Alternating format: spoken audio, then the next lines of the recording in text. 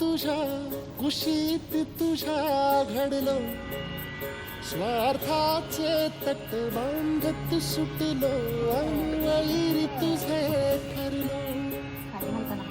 चालवुनी वैराचे नांगर नासवली माती, छिन्न तुझ्या देहाची ही चाळण उरली आता हाती. आम्ही राजपुताचे निटभूस